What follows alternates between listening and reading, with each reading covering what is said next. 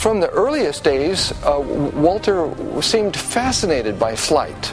He very much wanted to fly a fighter. Walter was a good student. He trained at Williams Field in Arizona.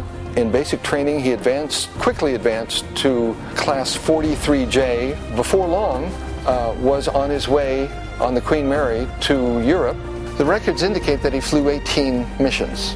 On the day he was shot down, the records indicate that he flew up the Loire River Valley, attacked some bridges. We now know that Walter was flying northward above and low over the cities of WWII and Dreux when he was hit.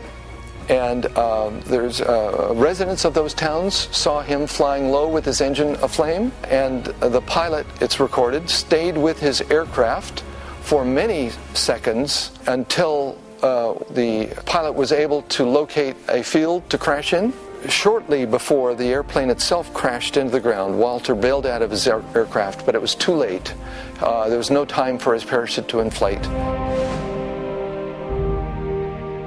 We've been invited by WWII and Dreux to represent Walter and his family, to give a brief speech about the family's experience, and my personal objective will be to thank the French community for treating my uncle with such great reverence and respect. For a year after he was buried, they brought flowers to his gravesite until he was finally identified by U.S. forces and his remains moved.